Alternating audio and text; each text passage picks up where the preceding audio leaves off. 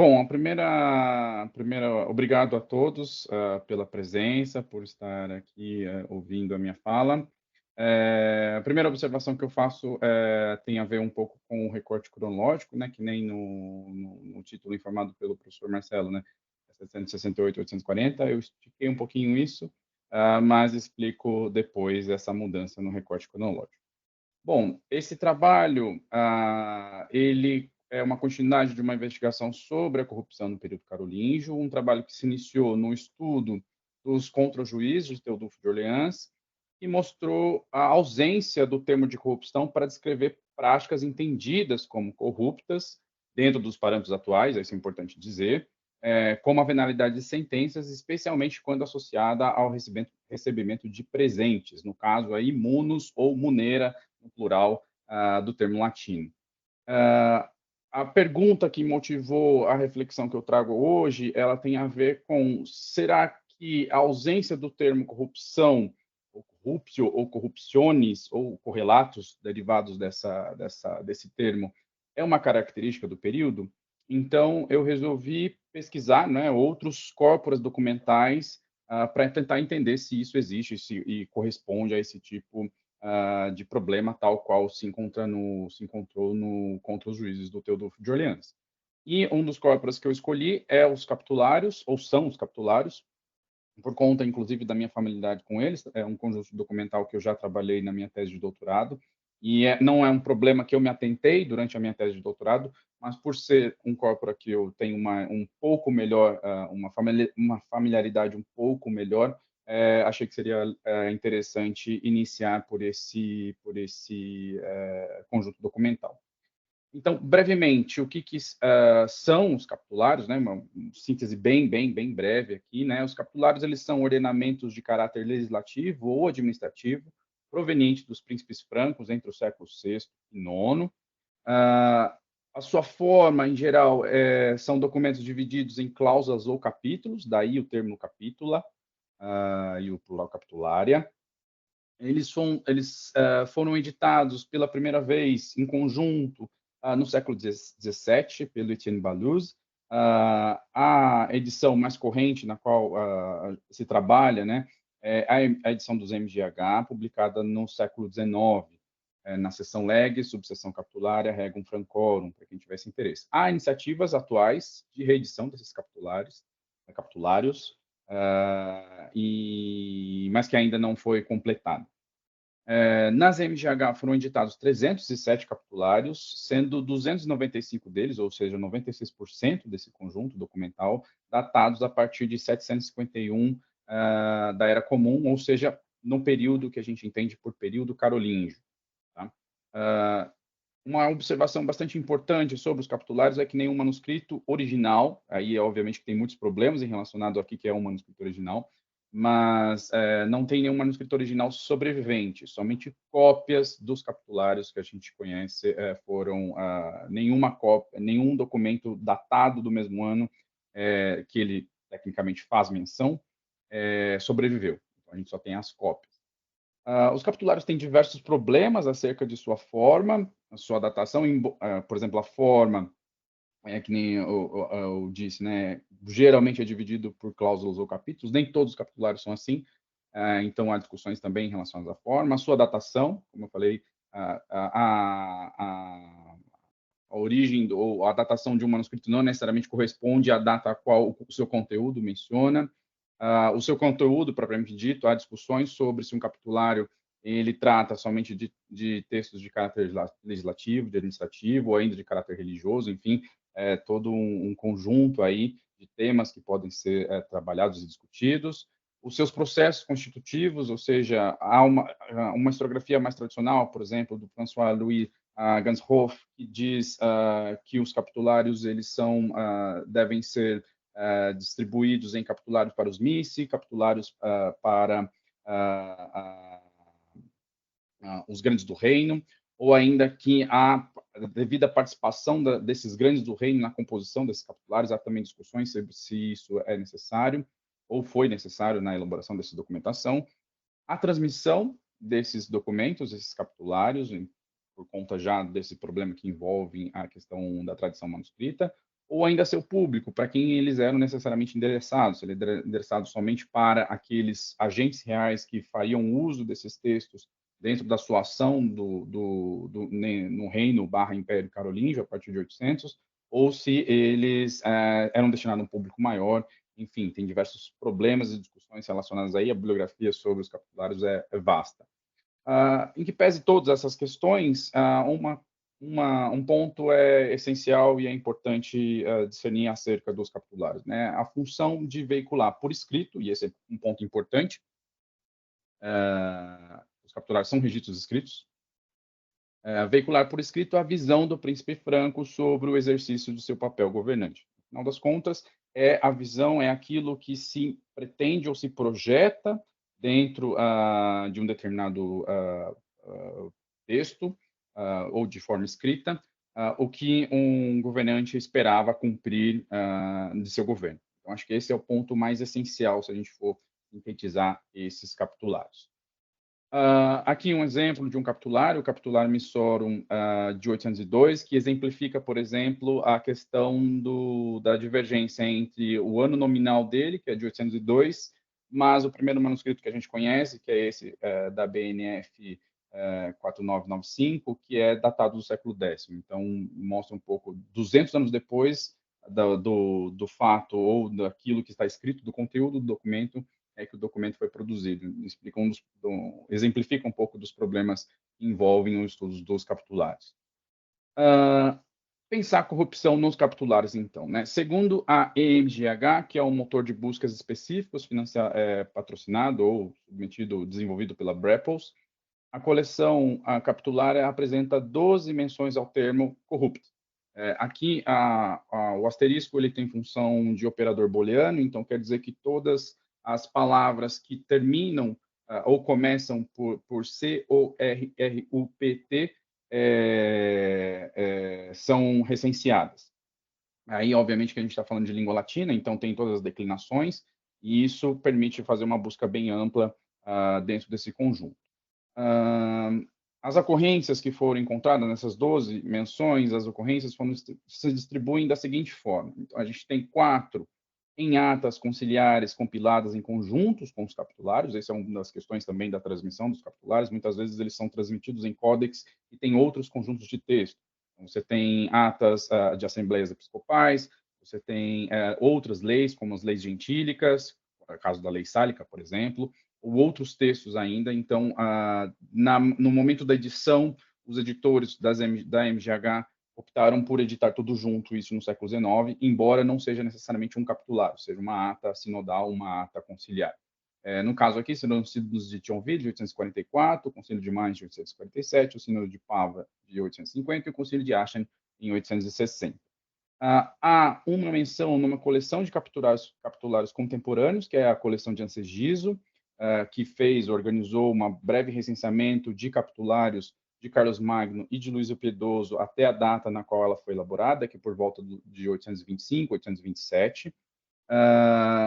Um dos exemplos, inclusive, é um capitulário que vai ser mencionado dentro da minha apresentação hoje, por isso, no final das contas, ela não conta muito, porque é uma repetição desse capitulário. Uma na Carta de Agobard de Lyon, cuja transmissão se dá a um ato de penitência de Luís I, dito Luís o Piedoso, em 833. Então, ela está numa carta que foi editada junto com o capitulário. Uma na obra de Valafrido Estrabão, de 840 a 841, que foi também transmitida em conjunto com capitulários, mas não se trata de um capitulário.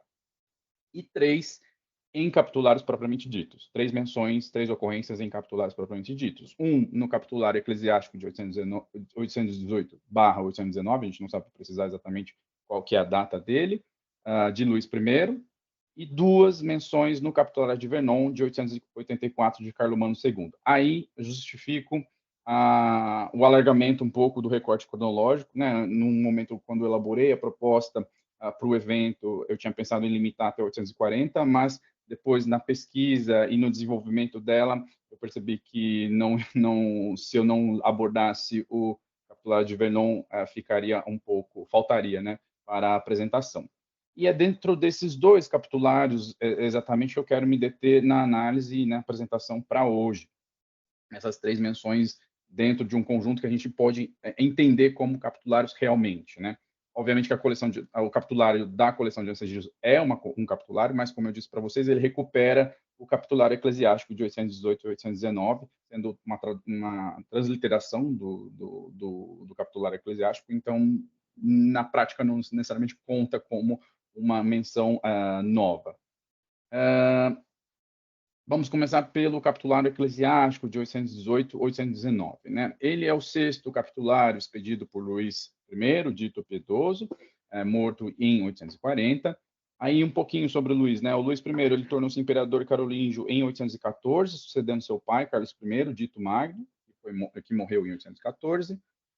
De uma sucessão pacífica a problemas no reino, de uma sucessão pacífica a problemas no reino, o Luís XIV passou. Então, a Ordinácio Império de 817 marca essa questão, na qual ele rearranja como seria a sucessão dos herdeiros do trono carolíngio, e isso faz com que, por exemplo, o Bernardo de Itália se subleve contra o seu tio, reclamando a sua parte no reino, né? Ao mesmo tempo, Luís, pacificado o reino, né, ele derrotou o Bernardo de Itália, o prendeu e mandou cegar, e esse processo acabou, o Bernardo de Itália acabou falecendo dentro desse processo. Pacificado o reino, entre aspas, o Luís propôs lançou diversas reformas, inclusive reformas na igreja entre 817 e 819. Em 817, a gente tem o capitulário monástico, por exemplo, que determina a adoção da regra de São Bento por todos os monastérios do Império Carolíngio, e o capitulário eclesiástico de 818 a 819, que promove ou pretendia a regulamentação da hierarquia eclesiástica. E é dele que eu trago essa citação. Para quem quiser, aí tem um link que eu posso passar também depois, mas que leio rapidamente. Né? Sobre a verdadeira ordenação dos escravos, que em todo lugar são promovidos indiscriminadamente ao grau eclesiástico. Todos acordaram que se deve concordar com os sagrados cânones, e foi instituído que nenhum dos bispos doravante presuma promovê-los, no caso dos escravos, às sagradas ordens, exceto se antes conseguirem a liberdade de seus próprios senhores. E se algum escravo que fugiu do seu senhor, ou se escondeu, ou invocou testemunhos pagos com presentes ou corruptes, e de qualquer forma, por meio de estratagemas ou fraude, chegar ao grau eclesiástico, fica decretado que ele seja deposto e o senhor dele o receba. O que essa ocorrência sobre corrupção nos diz, né? A análise que eu faço, né? O capítulo 6 é uma proibição da ordenação de escravos. A questão da escravidão é presente no século IX, então indico para quem tiver interesse a obra Slavery After Rome, da Alice Rio, publicada em 2017, para lidar com essa questão. O requerimento da liberdade antes da ordenação, ou seja, o capítulo, né, ele prevê que isso aconteça. É uma questão da sociedade carolíngia que prescinde, uma das poucas diferenciações sociais que existem dentro da sociedade carolíngia é justamente o estatuto jurídico social do livre versus do não livre. Então, essa é uma questão importante. E a corrupção, dentro desse exemplo, ocorre na tentativa de enganar a comprovação de liberdade, que é o requisito para a ordenação eclesiástica. Ou seja, a corrupção, a partir do capitulário eclesiástico, de 818 a 819, ela está associada a estratagemas ou ardis, aí fica uma questão, porque eu não soube muito bem como traduzir o termo, mas estratagemas ou ardis e fraude. Então, esse é um ponto que interessa. No capitulário de Vernon, de 884, também uma breve contextualização histórica relacionada a ele, é o terceiro capitulário expedido de Carlomano, morto em 884. O Carlomano II, né? Carlomano II, acho importante falar, filho mais novo de Luís II, dito Gago, que morreu em 879, e irmão de Luís III, morto em 882. Carlomano II assumiu o trono da França Ocidental com o irmão em 879, reinando sozinho depois da morte deste em 882. O Carlomano II enfrentou diversas incursões escandinavas ou vikings, aí a gente todo debate relacionado ao que são vikings, mas de certa forma são escandinavos, no final das contas. Você tem 5 minutos, Tiago. Tá. 779, 881, 883 e uma revolta promovida por Boso de Provença em 887. O capitulário de Vernon é um último capitulário conhecido de um príncipe carolíngio, e ele tem duas menções ao termo corrupt, né? Ou, no final das contas, corrupto. Como o tempo não vai ser possível para ler com vocês, mas vou partir aqui, aqui é o trecho que é desenvolvido, né? Na qual se tem o preâmbulo do capitulário, e dentro do segundo capítulo, na qual se desenvolve também, ou aparece a outra ocorrência relacionada à corrupção, especificamente aqui marcando a corrupção da paz. Uma síntese geral da primeira ocorrência, né, a abertura dos capitulares, ela aparece no preâmbulo, uma constatação que as medidas promulgadas anteriormente, elas não serviriam, especialmente contra o roubo e a pilhagem, e a corrupção do corpo e alma do indivíduo faz com que este não considere o roubo e a pilhagem como o mais depravado e mortal dos males. E aí a segunda ocorrência que é bastante interessante, né? Ela aparece já no capítulo 2 do capitulário, que demonstra a importância do tema. O Carlomagno II já tinha um primeiro capitulário sobre o roubo, na qual não se menciona a corrupção. É uma medida a favor da paz, e o roubo é uma forma de corromper a paz, né, no caso aqui. Então, a corrupção vai estar associada ao roubo. É uma pergunta, né? À medida que leva em consideração problemas enfrentados por Carlomagno, por exemplo, as incursões vikings ou escandinavas, ou a mesma ação do Bozo da Provença, o que também leva a gente, dentro do texto, também há uma previsão de julgamento e punição, ou seja, essa corrupção, de certa forma, por estar associada ao roubo, também é passível de punição. Conclusões. Né? São dois exemplos, duas interpretações diferentes do termo da corrupção. No capitular eclesiástico de 818, ela está associada à enganação e à fraude. Em Vernon, de 884, ela está associada ao roubo e à pilhagem. O que, embora sejam diferentes, o que há em comum? Corrupção é algo que perturba o correto ordenamento do mundo, no caso, tanto a hierarquia eclesiástica quanto a paz no reino. O que vai fazer com que a gente possa abrir margem para pensar, primeiro, o campo semântico da corrupção, segundo, as práticas associadas à corrupção, e terceiro, uma possibilidade de se observar a corrupção em instâncias nas quais o termo não aparece. E esse é um ponto bastante importante, porque, afinal, a gente tem 307 documentos, a corrupção aparece 12 vezes, mas em capitulares mesmo, por exemplo, ela só aparece 3. Então, o que a gente faz com isso? Pensar que possíveis práticas que podem estar entendidas como corrupção também. E aí eu justifico abrir a cronologia com 768, que é justamente esse capítulo 7 do capitulário da Quitânia de Pepino I, dito breve, na qual se diz: o homem que tirar sua propriedade de seu próximo enquanto ele estiver conosco, ou que a tomar pela força, receberá uma indenização triplicada de acordo com a sua lei. Será que é possível pensar corrupção também nesse exemplo? Fica a pergunta e a iniciativa para pesquisas futuras. Muito obrigado.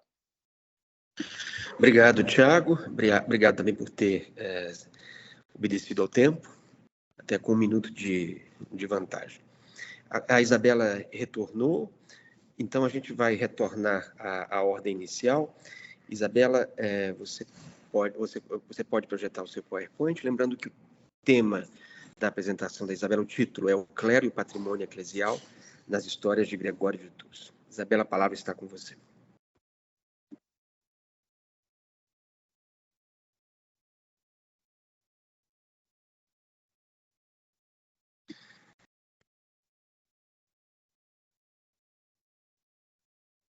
Ela caiu novamente.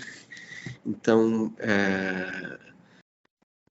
Lorenzo, can you start your presentation?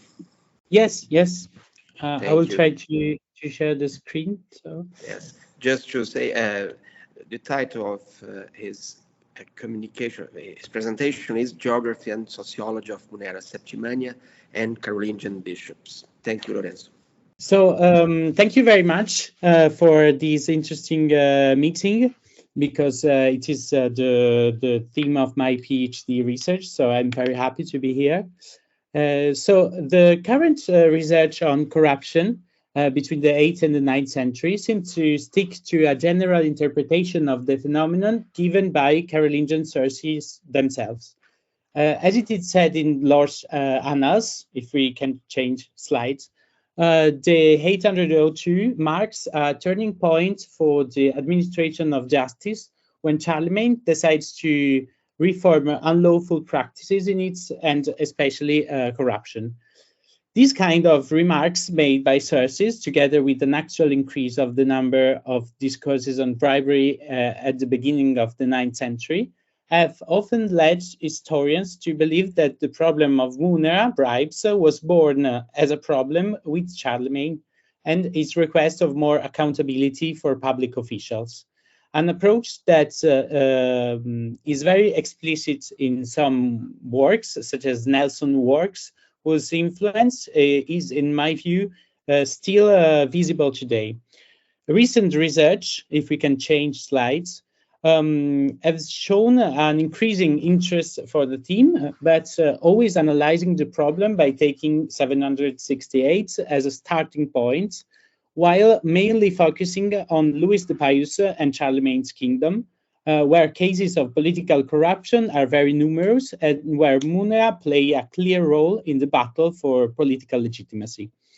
What I would like to do here is to outline the other different textual tradition between the Carolingian problem of Munera, because the actual research, in my opinion, use pre-Carolingian sources and mostly late antique ones as a literary reference rather than a sign of a combination of tradition behind this political problem. So are Carolingian Munera different from the Merovingian one? What are the main differences and in their description between the 8th and the 9th century? Can we say, therefore, that a more corrupted period or a more corrupted area exists thanks to sources? I would like to do that starting from the poem which you all know, Contra Judices by Theodulf, Bishop of Orleans, which is very useful for this analysis because the poem reports the results of a missaticum made, if we can change slides, according to the most recent and accurate analysis of this problem by Claire Tignolet, around winter 796 and spring 797 by a missaticum made by Leidrad, soon to be Bishop of Lyon, and Theodulf himself in the southern region of Francia, in order to correct a situation, as depicted by the poem, of widespread corruption. We have therefore a sufficiently specific region and a precise chronological frame to ask ourselves if Septimania, around these years, was a more corrupted area than others, and why Theodulf and Leidrad were sent down there, how they presented the problem of corruption in the text, and we can therefore look in backwards as well as forward to 802 to find some corruption, some clues about the appearance of the problem of Munera. In this sense, the Contra Judices is a text that, despite being very rich, presents some difficulties in interpretation. The text appeared to be, as I was saying before, a report of a missaticum, but the actual reports take 1/15 of the poem, so one part on other 15 more, there are 14 more parts, because the poem is around 1,000 verses. And in this very little parts, the authors briefly gives some indication on the request from the king to do the missaticum, and then a short description, if you can change slides, of the main stops. There are cities such as Vienne, Narbonne, Arles, and Marseille, but also more wide territory, less urban territories, such the territory of Le Rasé, which we will see later. And as you know, at every step of the missaticum, the script is the same. Theodulf and Leidrad get to work in their attempt to restoring order and harmony in both ecclesiastical and secular society, under the rule of official law, while the general public attempts to give them many different munera, vases, jewels, horses, and money. These kind of gifts are in the late antique textual tradition used to conclude a high-end negotiation, for example, in the case of a diplomatic mission. So it seems to be very rich gifts, which are in this case perverted. So someone asks for favor in a judicial trial using this very noticeable form of wealth. These kinds of precision that is given in the Contra Judices on the iconography and practice of corruption, it's a very unique case to approach in Carolingian literature, and a very peculiar use of rhetoric and language. This uniqueness have been interpreted in various ways, giving to the Missaticum, for instance, the purpose of protecting fiscal territories in the south, or a tool for Theodulf's political career. As for the textual tradition, many remarks have been made over Theodulf's readings, and even on its possible library, in a sense, particularly in the still unpublished work on Enemy Roquette, with many emphasis on the theme of corruption and gift on Isidore of Seville and Venantius Fortunatus. Nevertheless, a source of Theodulf's works that has not been made explicit is an author that, even more than Isidore of Seville, proves the deep Hispanic tradition where the author was born, and who is also revindicated in the Contra Judice itself, when the poet presents himself as a being of the same blood as the men of Septimania. If we can change slides. So the author in this case is a bishop, Eugene of Toledo, bishop of the city in the Visigoth period until 657. And in this case, it's not only certainly among Theodulf's readings, but in more than one case, an implicit or explicit quote by the author. In his Carmina, the Eugene of Toledo presents very similar themes, such as the treasure in heaven that someone who is implied in judgment is supposed to obtain, judgment again, and greed. And proving also a very similar list of objects. In the poem On Judgment, it provides, for instance, gemma, pallia, armille, annulus, etc. So very similar list of precious objects as in the Contra Judices. But above all, I think that the very beginning of the Contra Judices is in fact a quote of Eugene of Toledo that has been not so valorized or recognized. In the same sentence is used in the beginning of what we have of the Theodulf work. We don't know if it's the very beginning of the text or just the beginning of the manuscript version we have.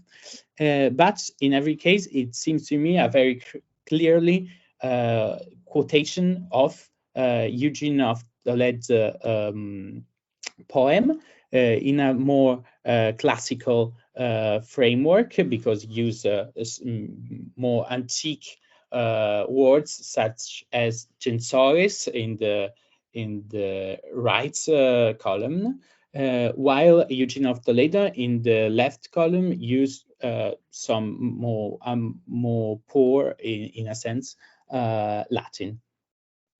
So this quotation, in my opinion,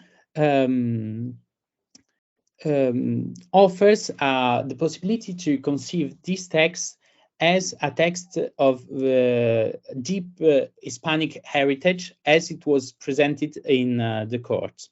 Some scholars have, in this sense, agreed for a definition of the Contra Judices as a mirror for the clergy in opposition to the secular mirror of princes. In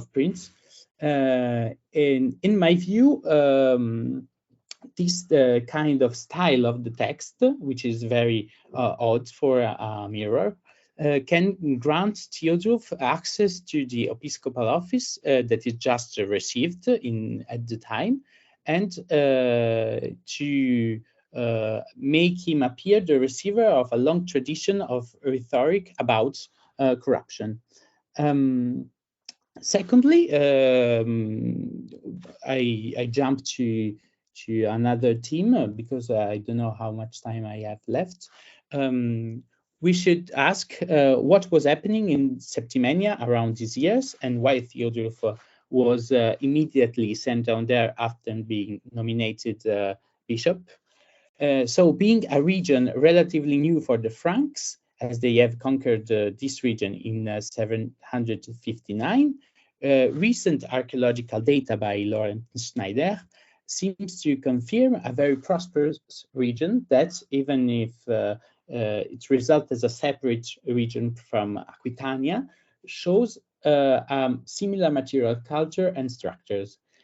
Some little conflict are attested in the region. For instance, a charter for 782 described a judicial procedure involving 4 misses sent from Charlemagne in order to settle a conflict between Milo, the ancient count of Narbonne, and the new bishop of Narbonne, Daniel, over some land disputes, which is a dispute that is gained by the bishop. This kind of conflict, however, is not, in my opinion, very determinating for the description of the region, because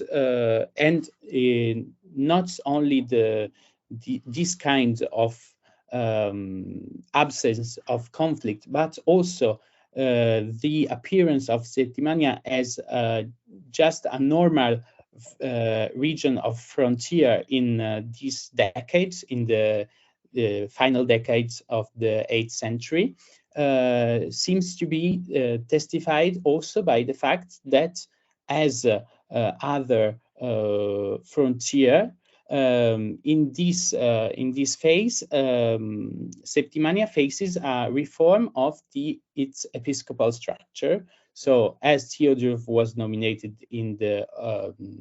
at Orléans and later in Lyon, there is a new bishop in Narbonne, as there is the new bishop in Le Mans in the same years, and also in Bavaria.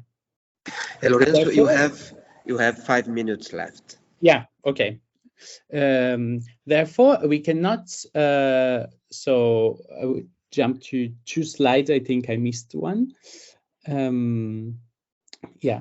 So therefore, we cannot say there is some element that can lead us to believe that it was some sort of bribery problem in Septimania, but in a frontier region. But it was just a normal frontier region with a very deep Hispanic influence that Theodulf tries to assume. Lastly, we should consider if a textual tradition on the other than the late antique and the Hispanic one was present in Septimania on corruption and bribery before the Carolingians. There is a text, not a very well-known one, which brings the fascinating title of Book of Sparks, Liber Scintillarum, a composition of quotes by the Bible and the Father of the Church, composed by a monk, defensor of Ligugé, today in the French department of the Haute-Vienne, around 700.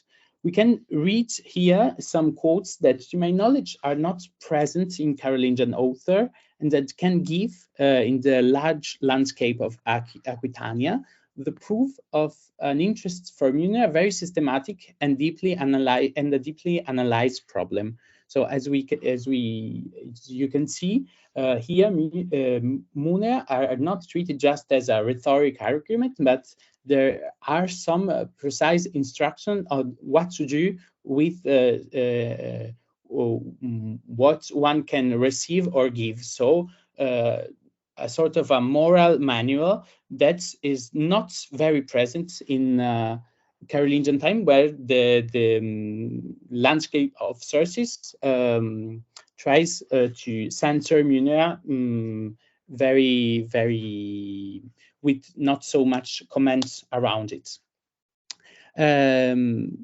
So in this sense, a pre-Carolingian textual tradition, if you can jump to the following slides, pre-Carolingian textual tradition may exist And in every case, the detail prevailed by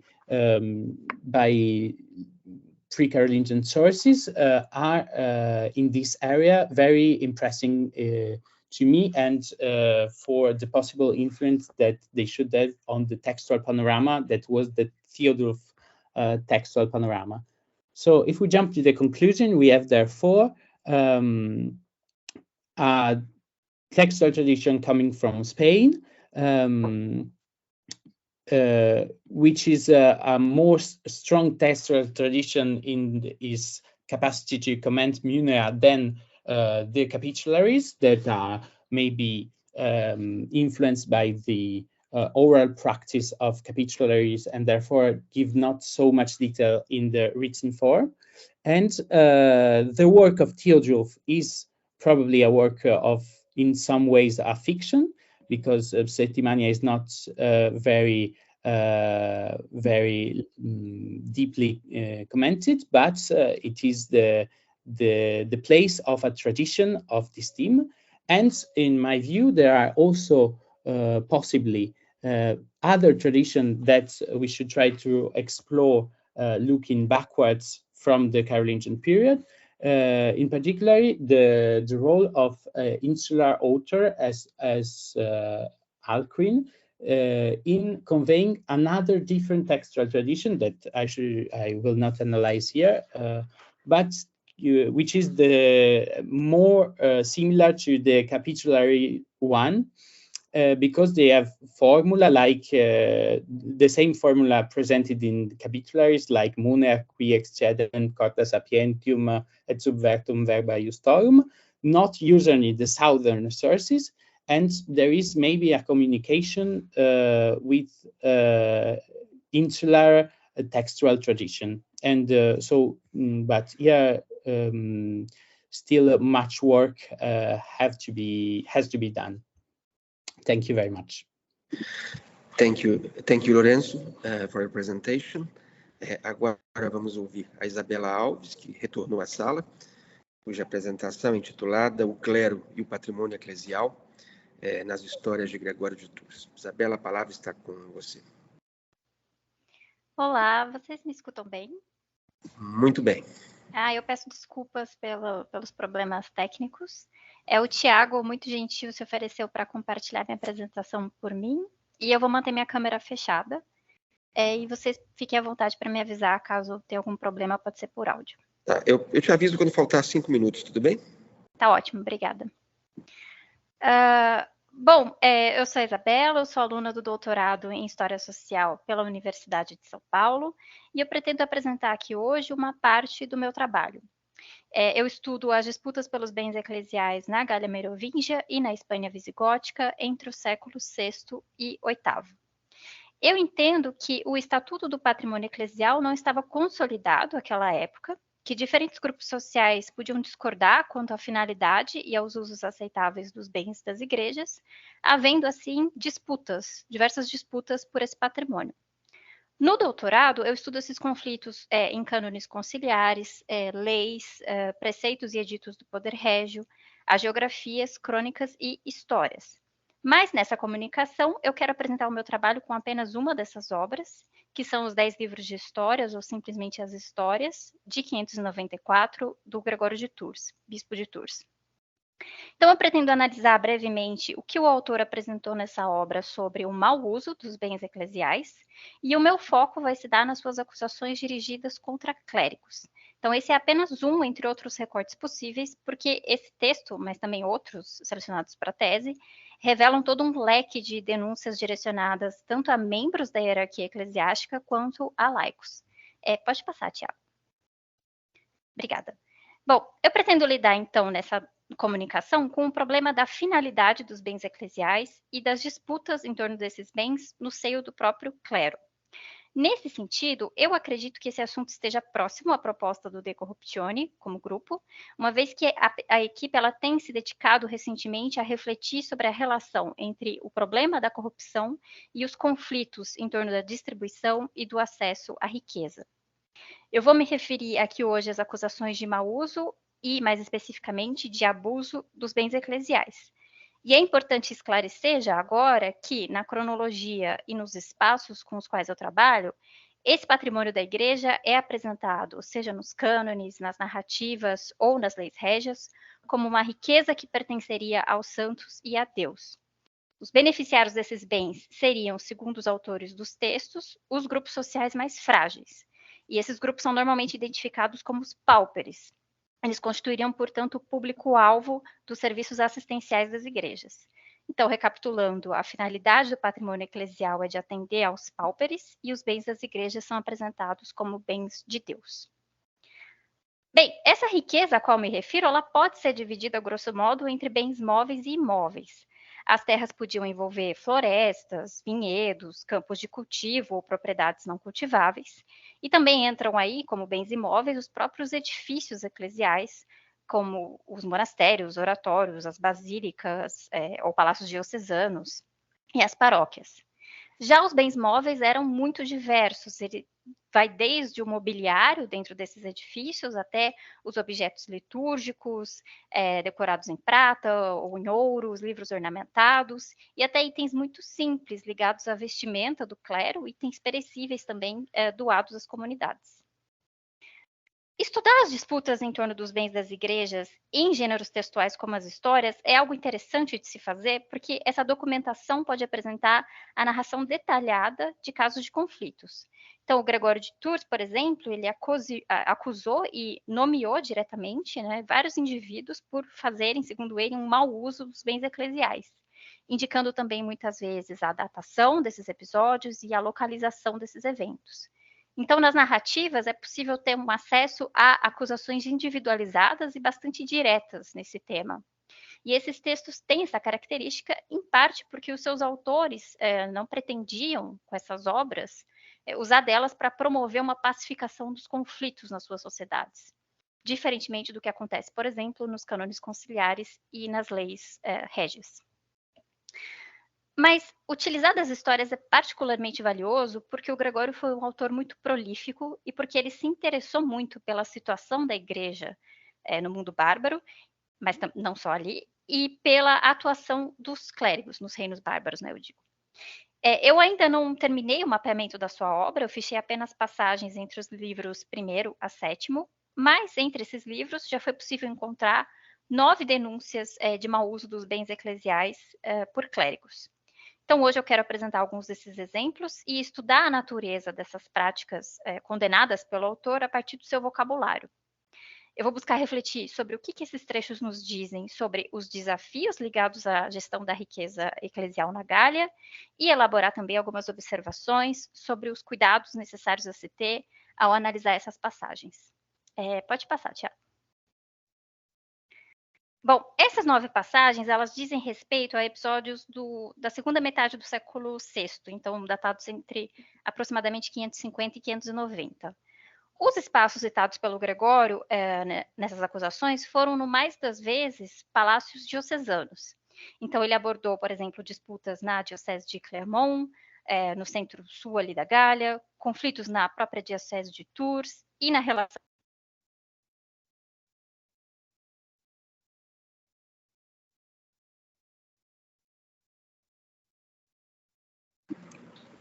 Isabela, eu não estou te ouvindo. Não sei se outros também não estão. Não, cortou. Cortou, Isabela. Censura eclesiástica. Provavelmente. Opa, a minha internet caiu, vocês me escutam? Agora sim. Ah, certo. Cortou. Enfim, é o meu computador. Eu achei que eu estivesse cansada, mas meu computador está mais cansado. Pode prosseguir.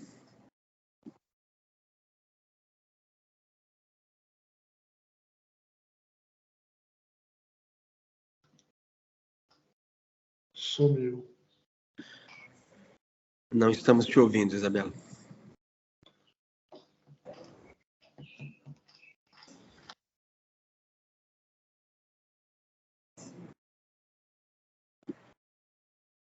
A internet dela, é melhor avisá-la, meninas, avisá-la pelo WhatsApp, talvez. Não sei se ela vai olhar, coitada, agora, né? Mas, né? Mandei uma mensagem para ela aqui. Então tá. Ela me disse que está tentando reconectar aqui. Pronto. José Francisco. O José está tomando conta da situação técnica aqui também. Nós também o contratamos aqui, Marcelo. Muito bem, estou vendo aí. O Ministério do Trabalho precisa investigar isso.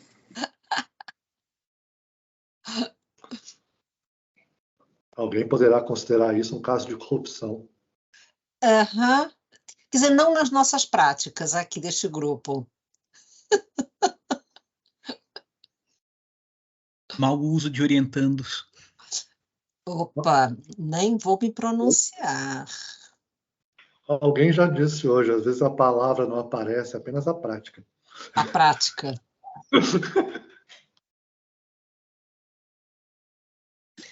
A conexão dela caiu, ela está tentando entrar novamente. Mas assim, nós já estamos acostumados. Congresso, seminário, encontro de historiadores, a parte técnica nunca é muito forte. Então, assim, tem que, né? Exatamente. Isso. Tem que tomar tudo com filosofia. Filomena, você pode ficar tranquila, porque na área da economia, que deveria ser melhor, também não é não, tá? Só que você tem essa desculpa.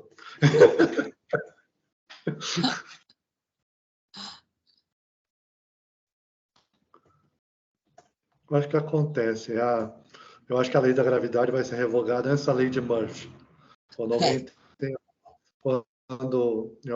algo tem a mínima probabilidade de acontecer errado, vai acontecer errado. Sempre. Não, mas a parte técnica eu já, como dizem os espanhóis, já dou por sentado. Entende? Tenho certeza que não vai dar certo. Por isso que a gente pensa, às vezes, em alternativas e tal, né? Ainda para mais com o Teams, então, né? Que é uma plataforma super pesada, né? É muito pesada. Olha a Isabela entrando. Coitada. Pior que ela fica ansiosa, vai ficar ansiosa, né? Claro. Espero que ela não tenha nenhum tipo de problema ortopédico depois de cair tantas vezes. Não? Oi, vocês me escutam? Sim, Isabela, Sim, mas Bela. tranquila, fica tranquila, tá? Você tem muito tempo, Isabela. A gente tá com folga, tá com uma pessoa a menos. Então, assim, você tem 50 minutos para cair. Não exageremos também. Não exageremos. Olha lá, aí, Marcelo. Eu era contra descontar o seu tempo, mas tudo bem, o pessoal me convenceu. Então, por favor, Isabela, pode continuar. Você tem exatos 12 minutos. Tá bem. Enfim, essas são as principais dioceses citadas. E as denúncias lançadas pelo Gregório, retomando aqui, né? Elas mostram que, sim, a seu ver, havia casos de apropriação privada ilícita dos bens eclesiais pelos clérigos. Mas as suas acusações também apontam para questões mais amplas, para problemas maiores que me interessam em particular, se for possível terminar essa comunicação ainda hoje.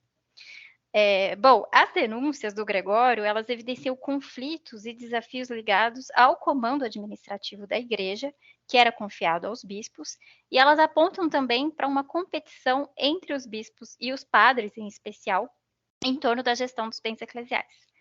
Pode passar, Thiago. Bom, a acusação mais frequente do Gregório contra clérigos envolveu disputas por terras e edifícios entre diferentes dioceses. Então, em um desses casos, datado entre 574 e 582, o Gregório afirma que o bispo Félix de Nantes desejou obter para sua própria diocese uma vila que pertencia à diocese de Tours. O autor usou o verbo concupere, aqui, em latim, que significa ambicionar, cobiçar. E há outras duas acusações que se enquadram nessa mesma categoria. Mas o que o Gregório diz ocorrer nesses outros casos é de que os bispos, respectivamente de Châteaudun e de Rodez, teriam falsamente acusado outros episcopos de tomarem bens das suas dioceses. E, segundo o bispo de Tours, ao fazer isso, eles almejavam obter um patrimônio que, na realidade, nunca esteve sob a sua autoridade, nunca foi, de fato, dos seus palácios diocesanos. Então, os termos que o Gregório usou nesses casos foram retinere, que descreve essa acusação, no caso, falsa, segundo o autor, de reter um bem eclesial, e requipere, que indica esse pedido de devolução. Então, o problema central por detrás dessas 3 acusações é a tentativa de obter os bens de uma outra igreja para o enriquecimento da sua própria comunidade eclesial. Essa prática ela foi associada pelo Gregório, ao menos até onde eu pude ler, apenas a bispos, e eu acredito que esse é um dado interessante também. Isso porque os episcopos eram os principais gestores dos bens eclesiais. Eles eram os principais responsáveis em assegurar a distribuição da riqueza para a subsistência dos clérigos, para a manutenção dos edifícios da igreja e para os serviços assistenciais. E eles não tinham apenas que cuidar disso no seu palácio diocesano, mas também exerciam uma influência, que podia variar, sobre como isso acontecia nas igrejas que estavam sob a sua jurisdição. Então, a ligação íntima dos bispos com a questão da gestão material da igreja ajuda a entender a frequência com que eles são citados nesses diferentes episódios de conflitos pelo patrimônio da igreja. E é também interessante notar como essas acusações sobre as disputas entre bispos por bens eclesiais, elas se conectam com o conteúdo dos cânones conciliares, as atas feitas a partir de reuniões episcopais. Então, a ata do Quinto Concílio realizado em Orleans, no centro da Gália, em 549, ela já estipulava, por exemplo, no seu cânone 14, que nenhum bispo ou clérigo deveria reivindicar ou ousar receber bens de outras igrejas. Essa conexão entre as denúncias do bispo de Tours e esse concílio um pouco anterior, no qual, diga-se de passagem, o Gregório não participou, pelo menos não na autoridade de bispo, porque o nome dele não consta na lista final, essa conexão entre esses textos sugere, no meu ponto de vista, que aquela competição entre comunidades eclesiais pudesse ser um problema já bem conhecido na Gália, ou pelo menos ali naquelas regiões entre o centro e o centro-oeste, como entre as dioceses de Tours e o espaço de Orleans, em que o concílio foi feito. Pode passar? Bom, outro tipo de acusação lançada mais de uma vez pelo Gregório, que me chamou a atenção ao ler as histórias, envolve a noção de que excessos podiam ser cometidos dentro de uma própria diocese. E nesse caso, eu acho que é simbólico o exemplo da diocese de Clermont, ali na década de 550. O ano preciso eu não saberia dizer. O Gregório acusou, então, o bispo de Clermont, chamado Cautino, de usar dos bens diocesanos a fim de favorecer os seus aliados e de prejudicar os seus oponentes no clero. O Gregório disse que o Cautino restringiu o acesso de um rival, chamado Catão, que era um padre, e de todos os seus aliados aos bens, enquanto eles não o obedecessem. E o problema para Gregório é que isso contrariava o direito daqueles clérigos a ter acesso a uma parte dos bens para sua subsistência. Além disso, a situação era problemática porque o Cautino teria tratado os bens eclesiais como posses próprias, mobilizando-os ali a fim de ganhar vantagens em meio a um conflito pessoal. Então, o Gregório utiliza o verbo abstulere para falar da ação do bispo, que significa retirar o acesso aos bens, mas que também é próximo do sentido de alferre, roubar. Esse tipo de acusação demonstra como Gregório compreendia que os bens da igreja não poderiam ser tratados como posses privadas. E também, nesse caso, o conteúdo das histórias ganha consonância com os cânones e, na verdade, com toda uma tradição textual que, desde a antiguidade, afirmava que o clero não seria o proprietário, não poderia ser o proprietário dos bens eclesiais, mas apenas o administrador daquela riqueza. Então, essas ideias já estavam presentes, por exemplo, nos escritos do bispo Agostinho de Hipona, entre os séculos IV e V, e elas foram retomadas na Gália, por exemplo, nos textos do Juliano Pomero e também nas atas conciliares. Mas é interessante perceber como as histórias do bispo de Tours podem complementar o nosso conhecimento sobre esse assunto, ao demonstrar limitações e dificuldades relativas a esse princípio de separação entre os bens eclesiais e entre os bens próprios do clero. Pode passar. Bom, finalmente, um outro tipo de denúncia que surge nas histórias envolve as tensões na relação entre os bispos e os clérigos. Essas são disputas em torno das funções administrativas que normalmente eram relegadas aos episcopos. E em um desses casos, o Gregório conta que na década de 550, o padre Catão, daquela diocese de Clermont, foi acusado de se aproveitar do vácuo, né, do período entre a morte do bispo daquela diocese e a eleição de um novo bispo para assumir o controle da riqueza de Clermont. Então, isso se passou antes daquele outro personagem que eu mencionei, o Cautino, se tornar bispo de Clermont. Você tem 5 minutos, Isabela. Ok. O Gregório acusou Catão de ter submetido os bens de Clermont à sua autoridade, tal como se ele fosse um bispo. E essa situação, na verdade, ela se repetiu em 580. O Gregório conta que nesse ano, ao precisar ele próprio se ausentar da sua diocese, o padre Ricufo aproveitou para agir como episcopo, inventoriando toda a prata de Tours e decidindo o que fazer com os vinhedos e os prados da diocese de Tours. E também nesses casos nós encontramos uma previsão nos cânones, como no cânone 8º daquele mesmo concílio de Orleans de 549, em que se considerava ilegítimo que alguém agisse como um bispo e tomasse os bens da igreja ou controlasse atividades litúrgicas sem ter autoridade para tanto. Então, de modo geral, os conflitos citados pelo Gregório tratam de ao menos duas grandes temáticas. Uma delas era a separação entre o que era do clero e o que pertencia à igreja. O Gregório de Tours conhecia bem essa separação e denunciou quando considerou que ela estava sendo desrespeitada. E outra temática importante envolve os excessos no exercício das funções clericais. Isso se vê nas acusações do autor de que bispos estariam buscando enriquecer as suas dioceses às custas de outras igrejas e de que padres desrespeitariam a cadeia de comando e exerceriam funções episcopais, particularmente o controle da riqueza diocesana. Nesse último caso, dos padres, é interessante observar como tensões internas das dioceses podiam eclodir na ausência do bispo, seja pela sua morte ou por conta de uma viagem feita. Nesses cenários, a leitura das histórias revela que os bens eclesiais podiam se tornar objeto de disputa entre o clero, com padres buscando controlar ou distribuir aquele patrimônio. Havia uma relação entre essas situações e o processo de eleição de bispos, porque para se escolher um novo episcopo, era preciso haver uma eleição entre o clero local, seguida de uma indicação régia. Então, quando um padre tomava o controle do patrimônio diocesano e o distribuía entre aliados, ele esperava que aquele fosse um meio de alavancar a sua própria candidatura à posição episcopal, ao buscar ganhar o apoio dos clérigos.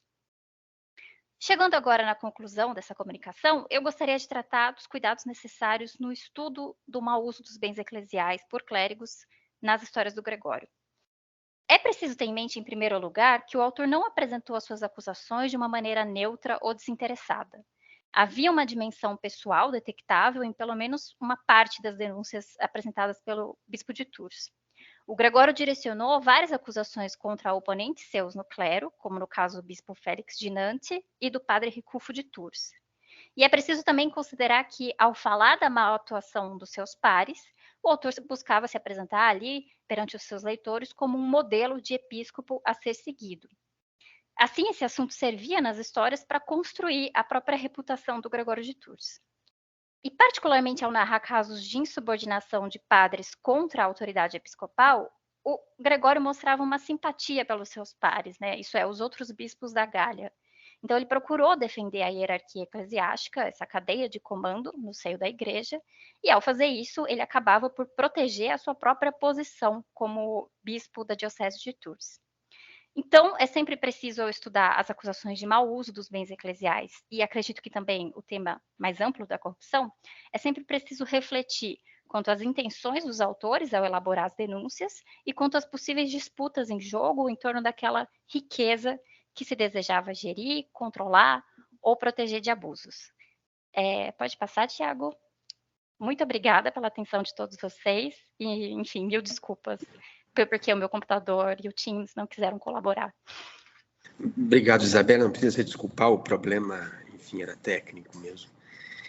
Nós temos alguns minutos, então, para as perguntas. Eu queria começar, eu não vou começar fazendo perguntas, mas um breve comentário. Eu vou deixar minha pergunta para o final, depois do público. Eu acho que as 3 apresentações, elas são muito boas, muito interessantes, porque elas tocam em algumas questões que nós, no grupo de Corruptione, começamos a discutir já há algum tempo, né? Que é como identificar a corrupção em textos onde a palavra, na sua acepção moderna, não aparece, né?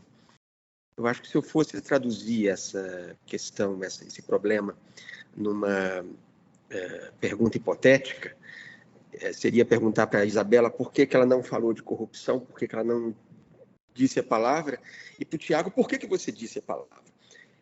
Então, acho que as duas questões são questões hipotéticas, na verdade. É interessante observar como cada um dos autores, dos apresentadores, né, acabou optando por uma estratégia. A Isabela não mencionou a palavra corrupção. Pode ser que quando ela tenha caído, ela tenha falado na frente do espelho, ou pensado, mas ela não falou durante a apresentação. O Lourenço optou pela palavra munera, que ele traduziu como suborno, bribe, suborno. Né? E o Tiago usou a palavra corrupção. Me parece que nós temos aqui uma questão, um problema, alguns problemas para vencer, e a começar pela questão do vocabulário. Né? Qual é o campo semântico daquilo que nós definimos modernamente como corrupção? É possível identificar a corrupção mesmo quando a palavra não aparece? Porque eu tive a impressão, por exemplo, na apresentação do Tiago, que a palavra corrupção, ela indica uma perturbação da ordem cósmica, da ordem do mundo. É quase o sentido carolíngio da ordem universal, se afastando um pouco, portanto, da nossa definição precisa da corrupção moderna. E no caso da Isabela, ela nos coloca diante de uma questão que eu acho que é fundamental, que é a dos bens, as disputas em torno dos bens. Eu acho que é a partir daí que a gente poderia, talvez, refletir sobre o sentido da corrupção no mundo carolíngio. Mas, ao mesmo tempo, quais são os termos que designam isso? Onde é que está a acusação de corrupção? Qual é o campo semântico disso? Né? Eu acho que a questão dos bens ela é comum a todas essas reflexões. O Lourenço optou por traduzir munera como suborno. Eu não sei se é a melhor tradução. Eu temo que a tradução seja uma espécie de parti pris inicial. Mas, enfim, eu acho que eu concordo que a questão da relação com os bens é nela, que é a partir dela que a gente tem que refletir sobre a corrupção. E, no fundo, talvez, tentar identificar se havia ou não, no mundo franco, no mundo carolíngio, um vocabulário específico, ou melhor dizendo, uma definição específica do tratamento, digamos, heterodoxo em relação aos bens quando é praticado por agentes públicos. Eu acho que, no fundo, essa é a questão sociologicamente falando. Existe corrupção, na sua acepção moderna, quando um funcionário público recebe suborno, por exemplo, mas a questão é, existe uma definição, existe um campo de reflexão que remeta a esse fenômeno nessa sociedade? Eu acho que esse é o problema. Enfim, eu abro para as questões, então, do público. Se não houver questões, eu queria começar, então, fazendo a minha. Lorenzo, I have a question for you. Yes, the corruption in the first centuries of the Middle Ages, it's a very difficult subject. I agree with you, for example, about the question that contra judices leads a lot of problems of interpretation. But my question is more precise. In your opinion, is it possible to identify a specific language to define the corruption of public officials in Carolingian texts? Thank you for your question. I think it's a bit difficult to do so, but it's not impossible. So what I think should be done, and what I am trying to do very slowly in my thesis, is to create a set of data about what we clearly know, we can clearly recognize as corruption. So there are some cases, even documentary ones, or even letters, when it is clear that we are talking about something that is illicit. In this case, starting from there, we can trying to sort of go backwards and find some lexical hints in order to identify that. So if we take, or another option is to start from the cases of corruption and trying to see what is the pattern behind the case, and how the people near a corrupted person react. For instance, there is a very interesting document on the Italian context, which is the so-called Testament of Fortunato of Grado, which is a very long list of objects that the bishop drew in order to defend himself.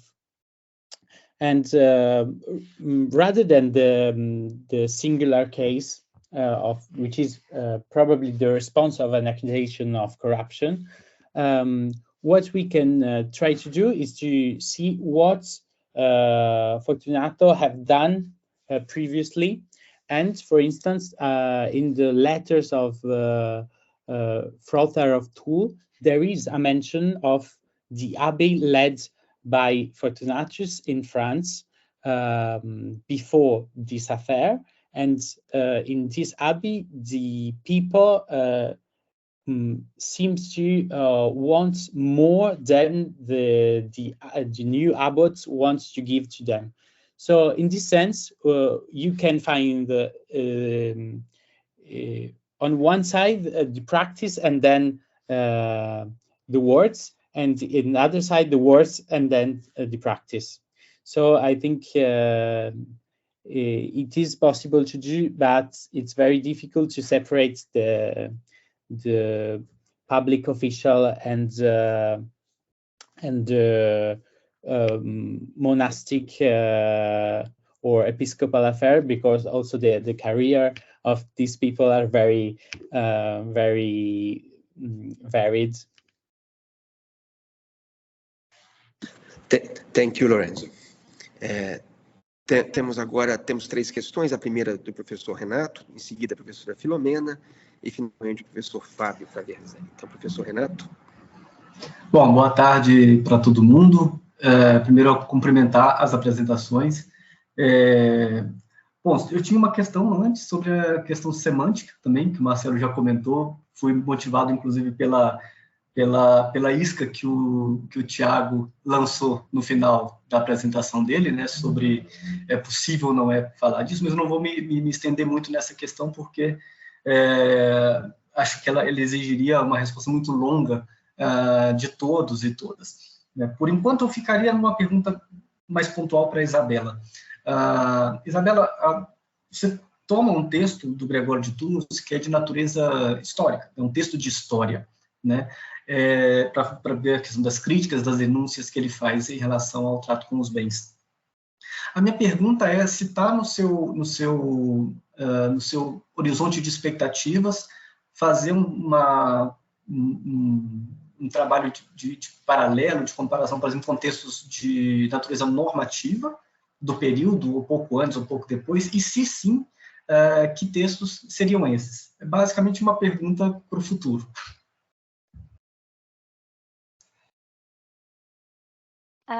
Obrigada, professor Renato. Eu posso responder agora ou a gente deixa para o final? Acho que pode responder agora. Certo, vou fechar minha câmera por precaução. Então, eu não sei até que ponto vocês conseguiram me escutar entre uma falha e outra do áudio, mas a minha proposta com essa comunicação foi de apresentar o trabalho com apenas uma das fontes inseridas na minha pesquisa de doutorado. Eu estudo as disputas em torno do patrimônio da igreja, tanto na Gália quanto na Espanha, bárbaras. E aí, nesse sentido, trabalhar com as geografias, com as histórias e crônicas é uma parte importante do trabalho, é uma documentação muito rica, em que é possível encontrar casos detalhados de conflitos em torno dos bens eclesiais, que não se encontra, por exemplo, nas leis e nos cânones, mas outra parte essencial, e na verdade a maior massa documental com a qual eu trabalho, são os cânones conciliares. Eles foram produzidos em uma enorme quantidade, sobretudo no século VI e VII. Acredito que no século VI e VII exclusivamente, pelo menos nas edições documentais que eu utilizo. latinas. Nesses 2 espaços, eles eram feitos com uma grande regularidade, não sobreviveram atas de todos eles, infelizmente, mas eles são extensos, então é possível, sim, cotejar essa documentação, especialmente quando os cânones aconteciam, por exemplo, próximo de onde as histórias eram redigidas, próximo espacial e próximo temporalmente. E as leis do Poder Régio, isso é possível utilizá-las na Espanha. Na Gália não, porque a lei sálica basicamente não fala da igreja. Um dos manuscritos desse documento pode ter feito, acredito que fez uma menção aos porcos, os porcos que eram bens da igreja, e eles recebem um tratamento diferente dos bens dos súditos.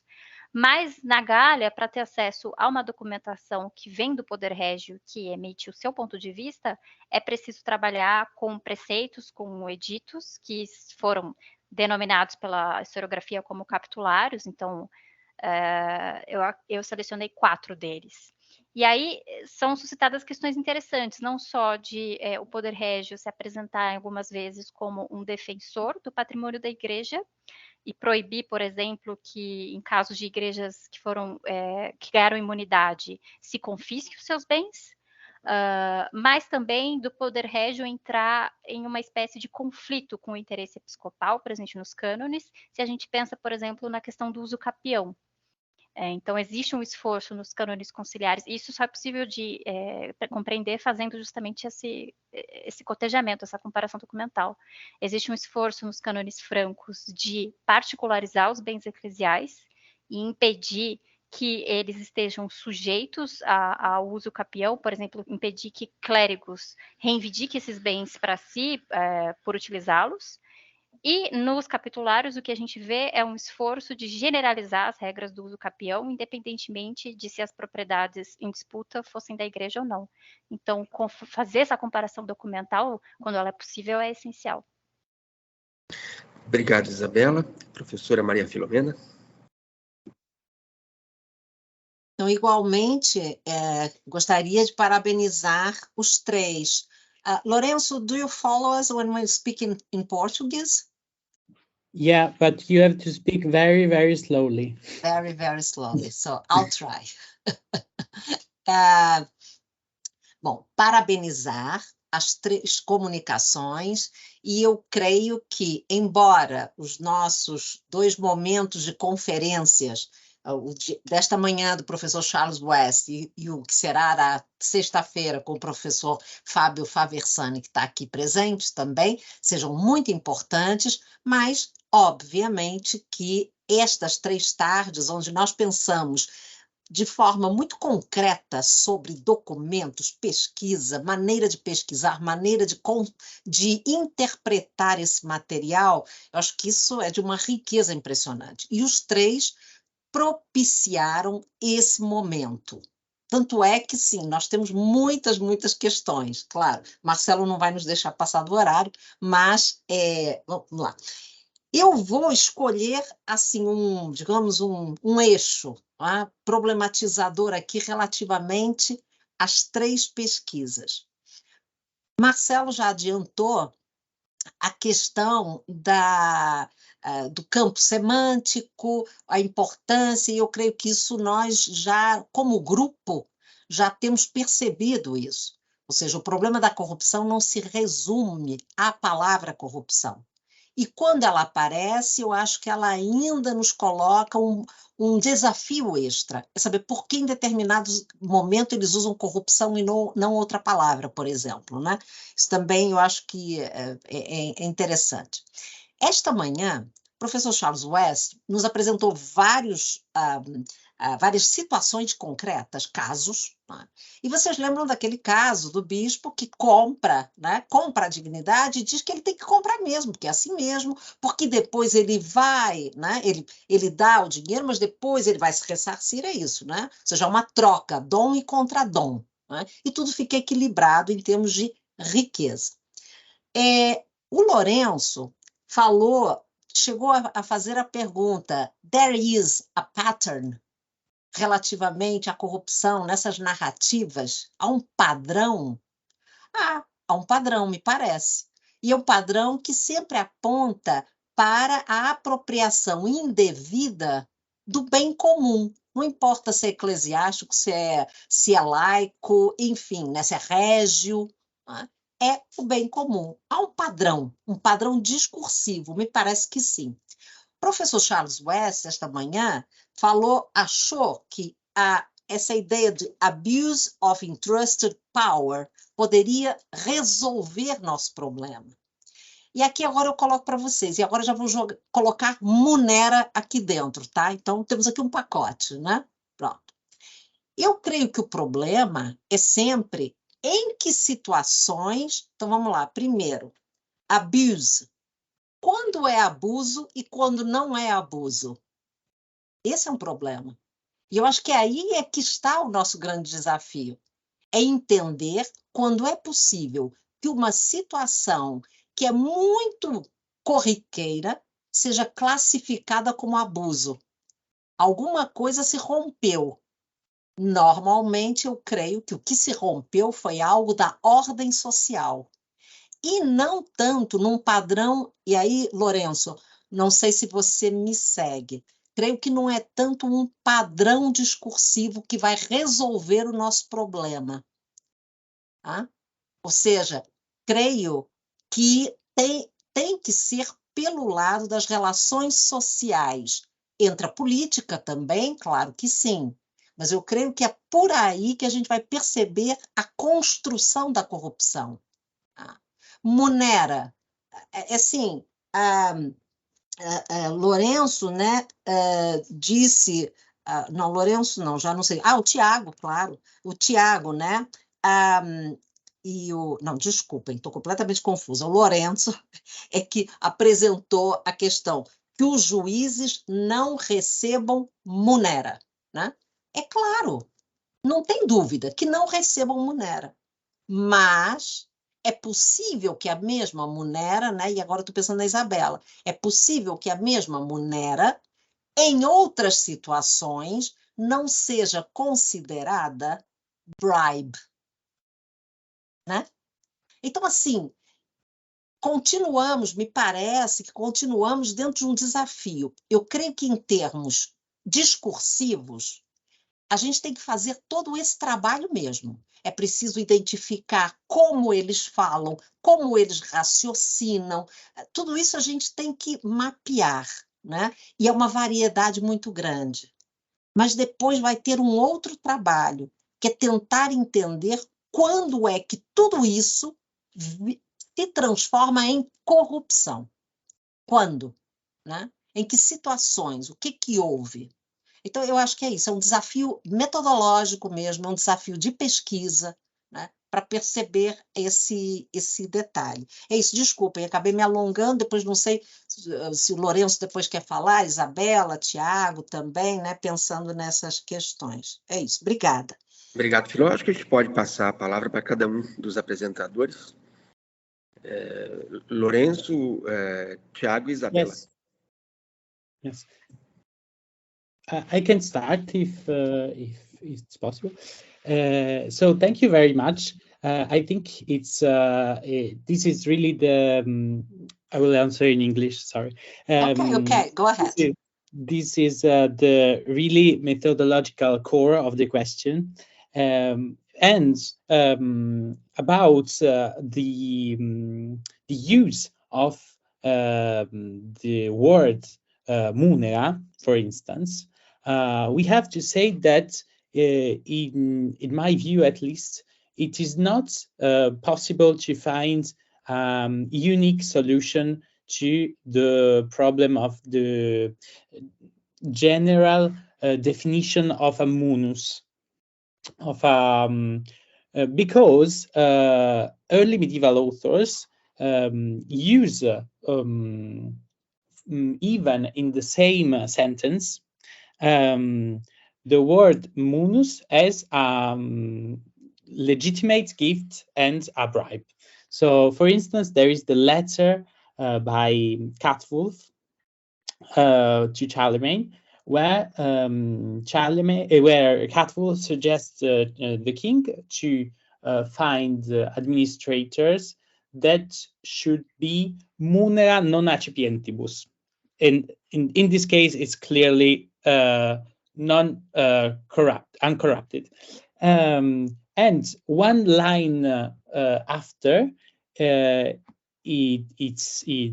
Catful said that the king should be largus in muneribus. So in this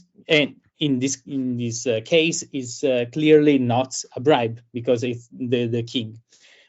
I think that in this case we can, for instance, solve the question not by only the lexical side, but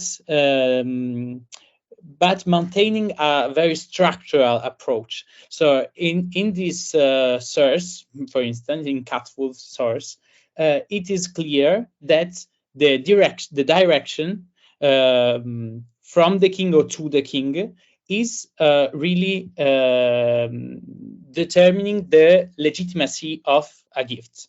So when the words don't help us, the anthropological framework does, in my opinion. And in this kind of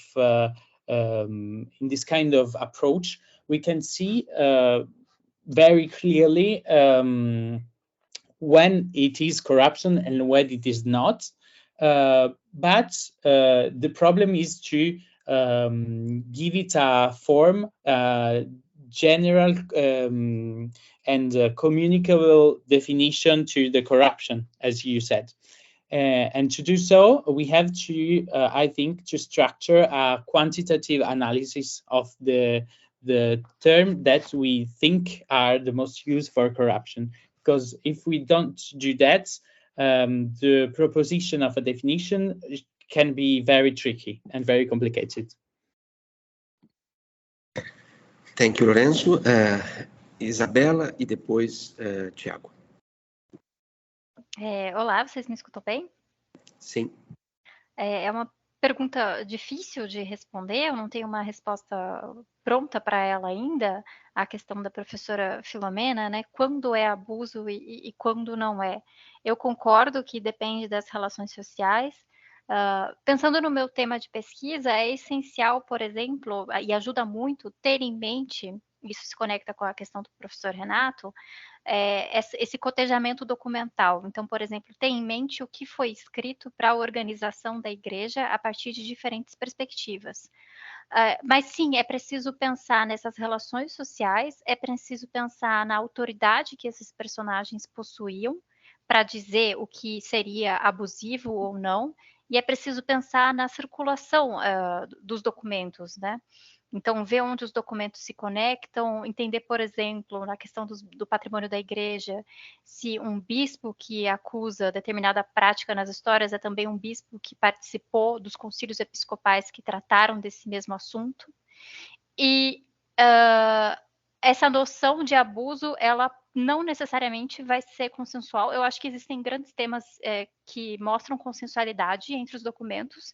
Por exemplo, a separação entre o que pertence ao clero e o que pertence à igreja. Isso está muito nítido, todos os documentos concordam que essa separação existe. Mas as ambiguidades também estão lá, é preciso analisar por que elas são aceitas, né? Qual o contexto, quem que estava envolvido e o que significava aceitar essas ambiguidades.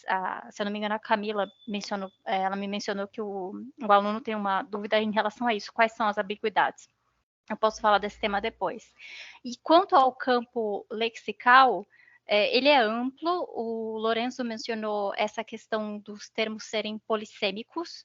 Na minha pesquisa, eu encontro isso também. Então, não necessariamente o verbo requipere, o verbo retinere, tem uma carga pejorativa. Para entender esse campo lexical, é realmente necessário, muitas vezes, ler os documentos inteiros e ir atrás desse borrão, esse borrão de vocabulário. Não basta você ir atrás de uma única palavra para entender o assunto. Mas eu gosto muito da ideia de pensar no abuso da autoridade concedida, porque eu acho que é uma noção flexível o suficiente para abarcar pesquisas diferentes, cronologias diferentes e problemas diferentes, né? Também. Enfim, obrigado. Foi clara. Obrigado, Isabela. Tiago?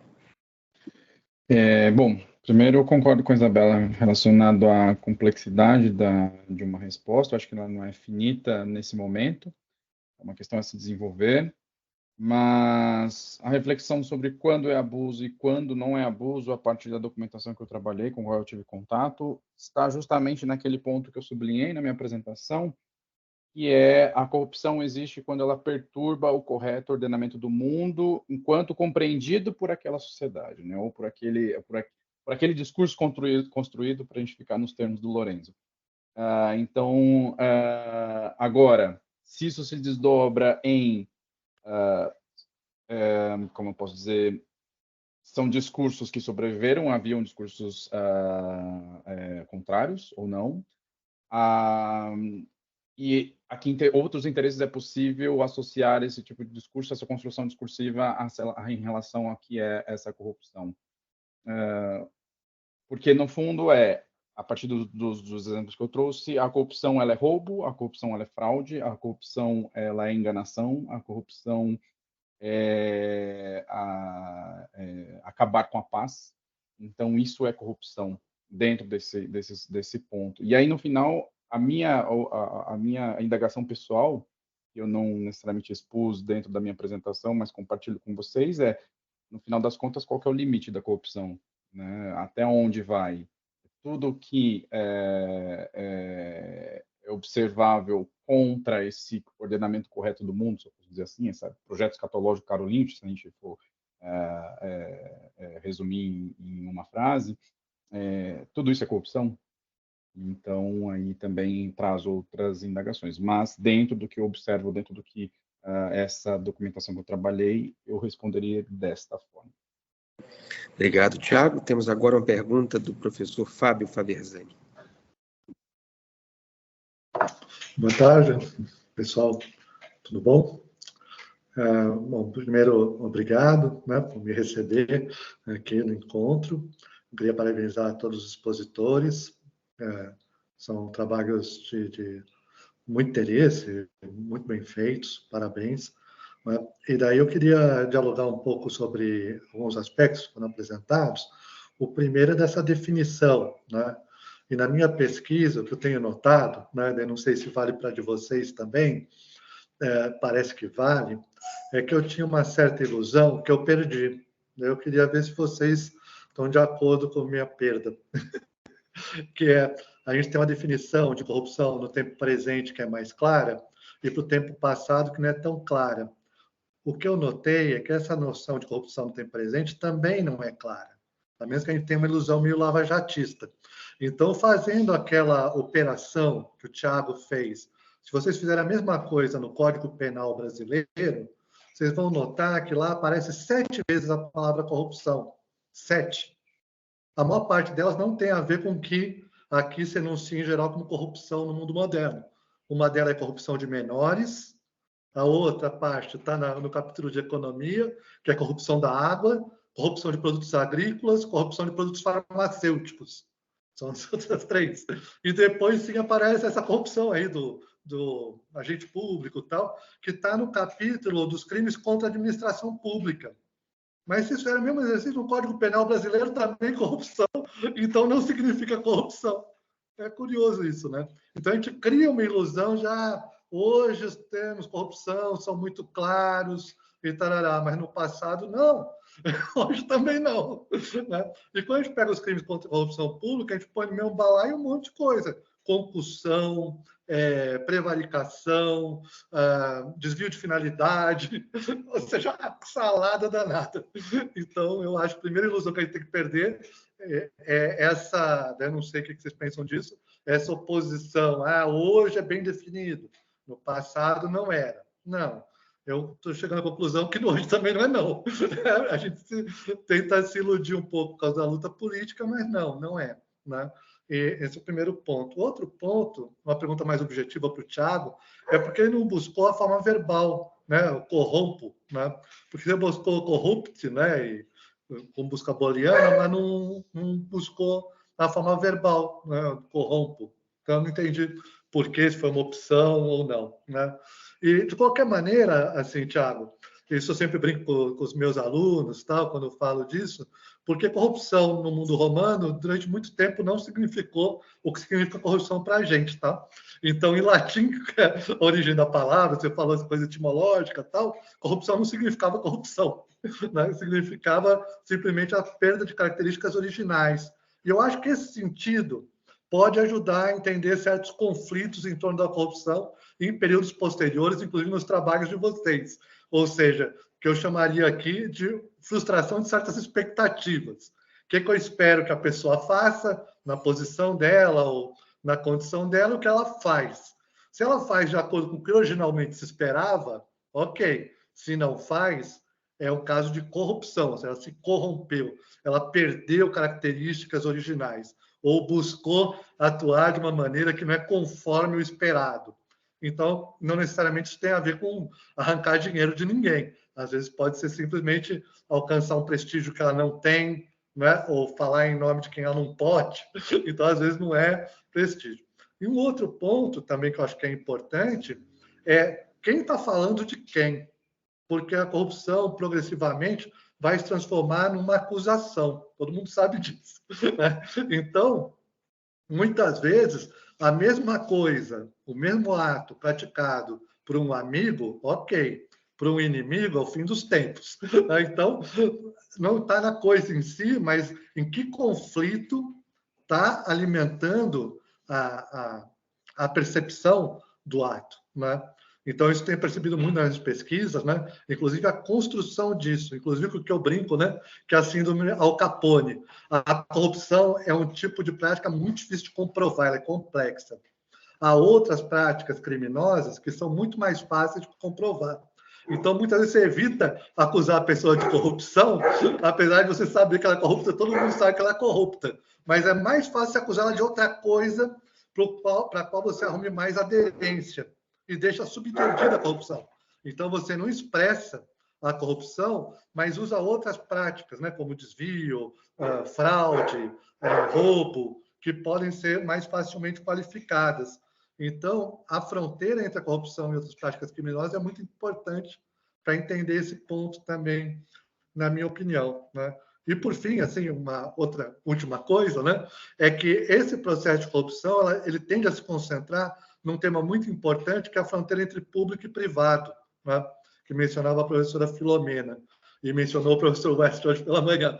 Então, acho que essa é outra chave importante para definir esse campo semântico, ou seja, e, obviamente, que a fronteira entre público e privado no mundo moderno hoje, né, contemporâneo, é muito diferente do que foi no mundo medieval ou antigo, mas ela existia, né? E justamente um tema fundamental para disputar onde está essa fronteira é o tema da corrupção, de forma retroversa, né? Então, eu vou dizer onde está a fronteira, tentando construir casos de transposição. Que se transpôs essa fronteira. Não definindo onde está a fronteira, mas quem atravessou. Ou seja, o que não se pode fazer, não de uma forma positiva, mas tentando inibir certos comportamentos, em especial quando a gente tem uma sociedade marcada pelo patrocínio, né? Pela ideia de liturgia, que é o contrário, né? Você dá ao público do seu recurso privado, né?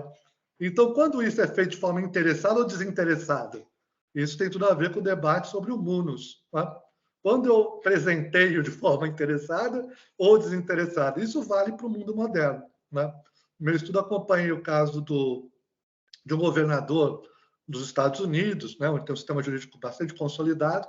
Ele fez um favor para o empresário e foi considerado como um favor, não corrupção. E na decisão do juiz é muito interessante porque ele falou: é função do constituinte, né, função daquele que tem poder público, favorecer aqueles que constituíram, o cidadão. Então, se ele favoreceu alguém, ele está cumprindo sua obrigação pública. Veja que interpretação interessante, né?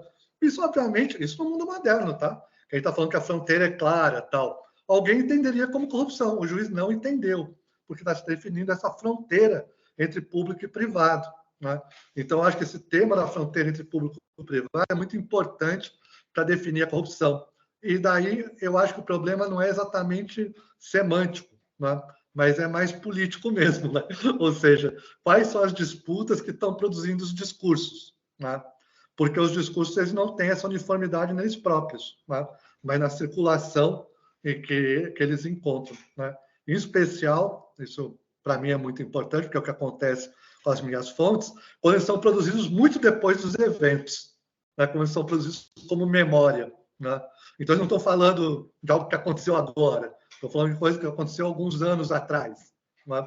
Então, eu estou querendo que as pessoas construam uma memória sobre o que aconteceu. Isso é muito diferente do que entender o que aconteceu, né? E, obviamente, que do ponto de vista semântico, se usa as mesmas palavras, mas não está se falando das mesmas coisas.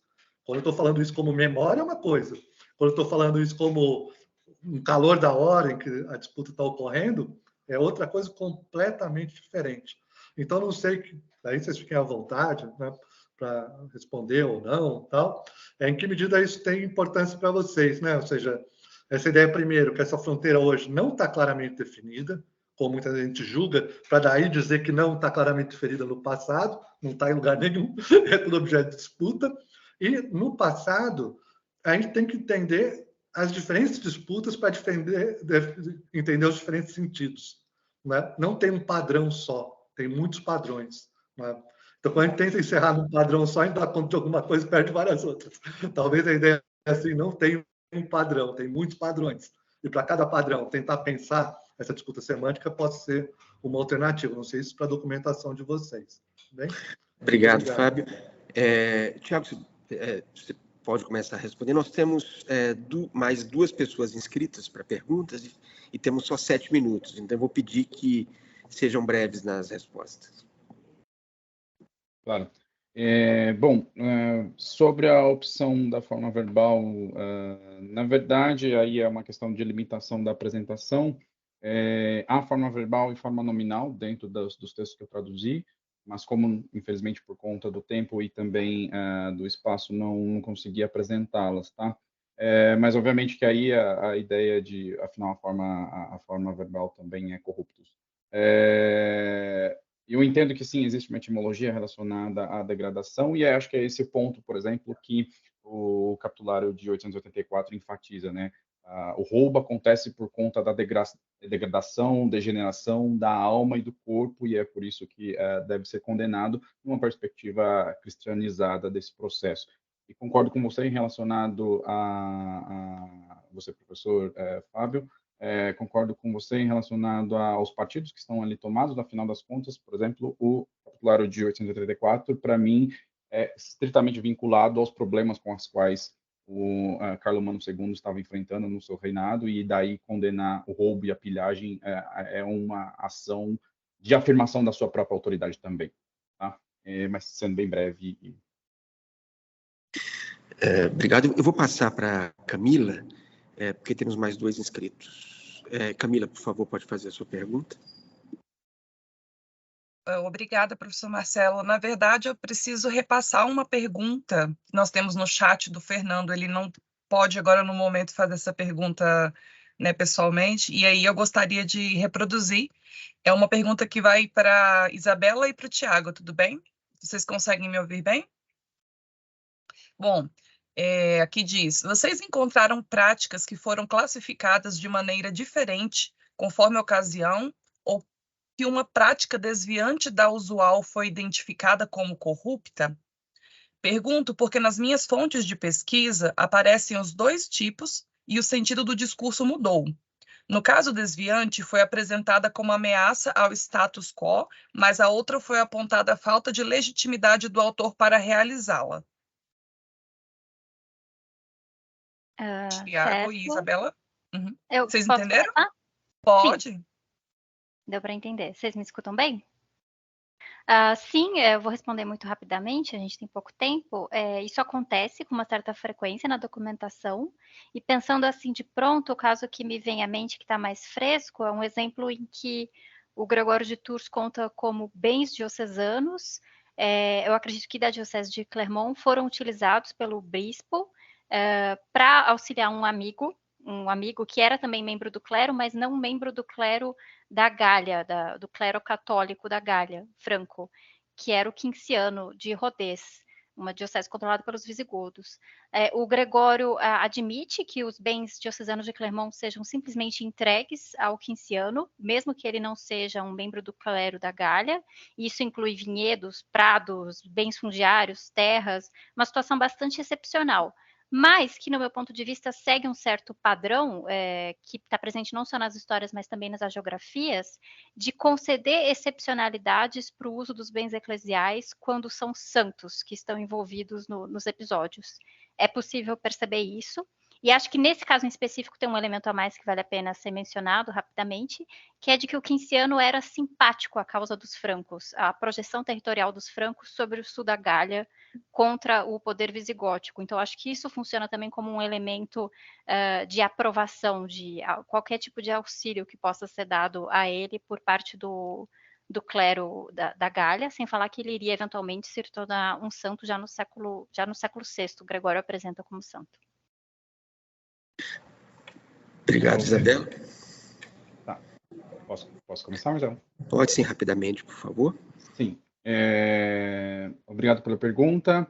No caso específico dos capitulários, é difícil mensurar isso, porque eu não estudei a totalidade desses capitulários, afinal, como eu falei, são 307 ao todo, mas dentro daqueles que eu observei, não há variação. Roubo é sempre condenável, nem sempre condenável como corrupção. Aí é o ponto que eu fechei a minha apresentação.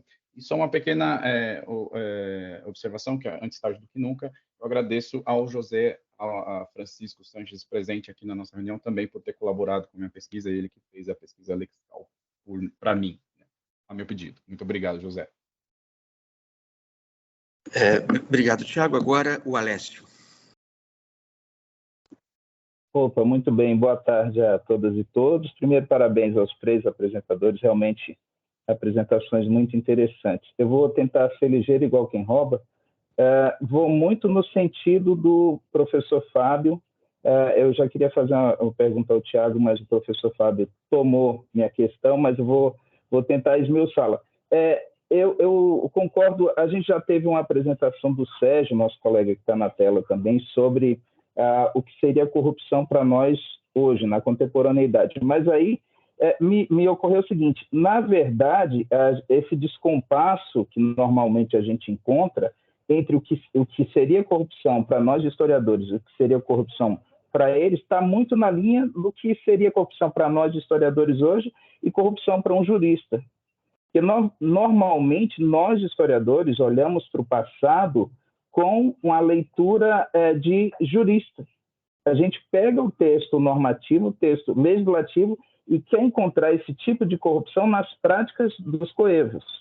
Só que hoje o que a gente entende como corrupção é uma prática política e não propriamente uma expressão jurídica, né, da situação. Então, quando nós normalmente olhamos para o passado em busca de entender o que era ou não corrupção para aquelas pessoas, a gente é quase automático. O que a gente olha primeiro? Para os regimentos, para a época, e esquece que a corrupção tem uma dimensão política muito forte, e às vezes é muito mais importante o próprio escândalo causado por uma denúncia do que, de fato, aquilo ter ou não uma consistência jurídica, seja para nós, seja para o passado. Então, eu acho que, às vezes, a gente não se dá conta dessa dupla dimensão. Uma dimensão jurídica, que carece de prova, carece de sentença, e uma dimensão política, que essa, a meu ver, é a mais importante, né, que estraga reputações ou que fortalece determinados grupos, que manda a gente para o limbo. Então, assim, falta, pelo menos faltava, ou tem faltado na minha perspectiva, a gente se dá conta de que a questão, e muita gente já chamou a atenção para isso, né, o próprio Leandro, que não está aqui, da dimensão política que a corrupção tem, que ela não se restringe ao que ela não cabe apenas na norma, né, no texto legal. Então, se para hoje, como o professor Fábio chamou a atenção, para hoje não bate, né, não encaixa a definição de corrupção que nós historiadores temos, né, quando cotejada com o texto legal, para nós também, como historiadores, olhando para o passado, a gente tenta encontrar essa definição jurídica, né, dos coevos na corrupção que a gente encontra nas fontes. Só que, e quase sempre não bate, mas isso não era propriamente corrupção. Para quem? Né? Por exemplo, o professor Tiago chamou a atenção para o fato de que nem sempre a corrupção é nomeada. Talvez porque não precisasse, porque para eles era tão claro que aquilo era corrupção que não precisava dar o nome. Mas, enfim, falei mais do que deveria. Obrigado pelas apresentações, obrigado ao professor Fábio aí pelo insight, pela discussão. Obrigado, Alessio. Eu vou passar a palavra para o Sérgio e depois a gente passa para os apresentadores, para que eles comentem, para a gente ganhar tempo. Sérgio, então a palavra está com você. Muito obrigado. O que eu ia falar um pouco na linha do que o Alessio falou e do que o professor Fábio falou, eu achei interessante a menção do professor Fábio aos outros tipos em que a palavra corrupção aparece, mas não é o que nós estamos pensando. Não é, por exemplo, corrupção de menores. A palavra corrupção de menores aparece no tipo e logo depois é explicada, né? Corromper crianças e adolescentes, praticando crimes com ele ou incitando a prática de crime, algo assim que está no tipo penal. O interessante é porque, mesmo na nossa legislação, tem um pouco resquício dessa polissemia da palavra corrupção. Aí a corrupção é no sentido mesmo de degenerar, de degradar, de corroer a pureza de uma criança na medida que você leva ou incita a praticar um crime. Do mesmo modo, no tipo penal de corrupção, no Código Penal, não aparece a palavra corrupção. Aparece assim no título, mas no tipo em que descreve a conduta não aparece. Fala solicitar vantagem devida para si ou para outro. E aí, claro, a dificuldade de definição, ela vem menos da lógica do código, porque aí, pelo menos, há uma tentativa de fazer a conduta muito precisa e desdobrá-la em várias condutas, que aí o professor colocou muito bem, todos os outros crimes como administração pública, que vão desde a advocacia administrativa, tráfico de influência, concussão, todos esses. Outros são caracterizados como corrupção na legislação anterior, na legislação medieval, por exemplo, como compra de testemunha, corrupção de juízes e tal, que não estão lá, estão nos crimes contra a administração da justiça. E, enfim, essa é uma questão interessante da fronteira, mas me pareceu um dado interessante de pesquisa, e esse era o comentário que eu queria fazer muito brevemente, o fato de que a própria legislação contemporânea, ela comporta essa polissemia da palavra corrupção, seja com degeneração, seja com o que nós, hoje em dia, chamamos de corrupção, no sentido de apropriação indevida, ou da autoridade, ou do bem comum. E era só esse comentário, realmente. Tá. Muito obrigado, Alessio. Muito obrigado, Sérgio. Tendo em vista o adiantado da hora, nós teremos que terminar essa mesa para que a outra possa começar. Eu queria reiterar meus agradecimentos aos apresentadores e ao público também. E prosseguimos, então, com a mesa das 16 horas. Muito obrigado a vocês.